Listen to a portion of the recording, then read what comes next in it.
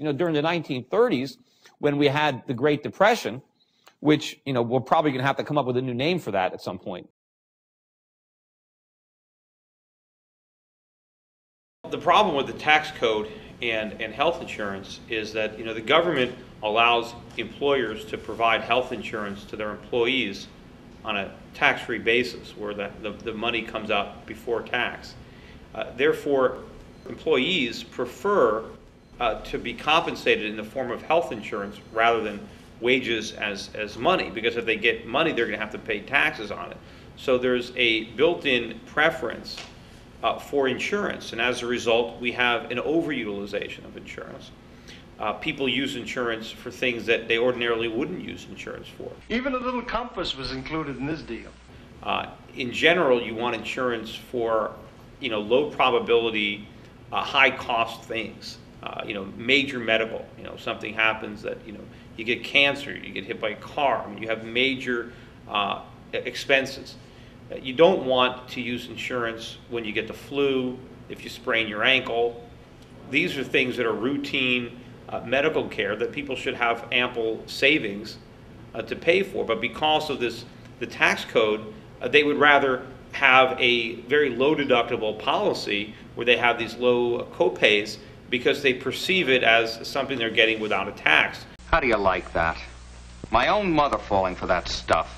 Whereas if they got paid money instead, they would probably be much more conservative in the health care that they purchase, because they would be purchasing it with after-tax money.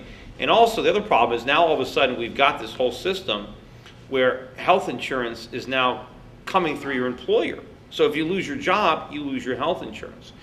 Isn't there a better way to manage ourselves?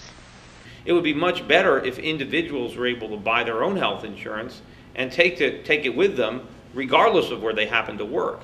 And this would happen if we change the tax code. Look, I got rid of it. And there's two ways to do that. Either you can tax health care benefits and then lower the income tax on everybody, or increase the personal deduction so that people don't have higher taxes to pay. But now they have the money, they have more money in their pocket, and they can decide, to buy health insurance or not, or what kind of insurance they want. Or you can give people, a tax exempt income with which they can either have the cash or buy health insurance. That would be the equivalent of getting it from your employer. But either way, you want to get the taxes out of it so there is no distortion. Well, what's next on the agenda? And then if that happens, and of course if you get the government to stop the states from making it illegal for individuals to shop, throughout the country for insurance, instead of just allowing certain insurance companies to offer insurance within the state. If you had a lot of companies competing for business and you had Americans buying their own health insurance, then we wouldn't have the cost running out of control. It's one of the reasons it's so expensive is because there's so much overutilization. And of course, when the employers are buying the health insurance, they're not as concerned about it because it's not even their money. It's their employees' money in many cases. Sure, they pay for it, but they pay for it by paying their employees lower wages. People think it's some kind of free benefit. But if your employer is going to provide you health insurance, that means he has to take it out of the wages that he would have paid you if he wasn't paying you health insurance. And of course, the health insurance costs go up. I have insurance for my employees, and the costs are up, I think, 16% this year. Every year they go up, 10 to 20%. Are you tense, anxious, worried?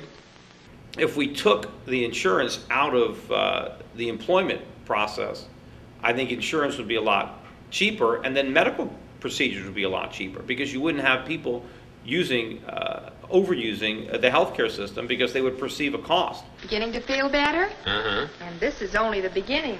Right now, when you have people with insurance for everything, they don't really care if a third party is paying for it.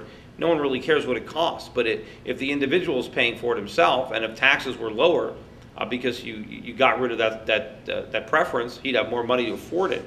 But there'd be more competition. People would be shopping. Because if you look at the medical procedures that happen outside the insurance system, take a look at eye LASIK surgery, for example. The costs of that procedure have been coming down year after year after year, because insurance is not involved. Individuals pay for that out of pocket, so they shop around. They try to find the doctor who will do it for the lowest cost, And the doctors know this, so the doctors have to compete with one another because they know that, you can shop around. You'll see the same thing in other procedures like cosmetic surgery, where costs are flat to falling over time because, again, in general, you can't get insurance to cover cosmetic surgery. I mean, there are some rare circumstances, but in most cases, if you're going to get, breast implants, you're going to pay for them. And so, women, shop around and they look for, a good deal. And the doctors know this, and the doctors have to be competitive. So the more that we can introduce market forces back into the healthcare system, and the more we can get the government out of it, the less expensive healthcare is going to be. I mean, it's not an accident that healthcare costs are rising at such a rapid rate. It's because the government is involved. I mean, everything the government is involved in, you have costs running out of control. What about testimonials? Now, this guy showed my mother some pretty convincing letters. Look at the education.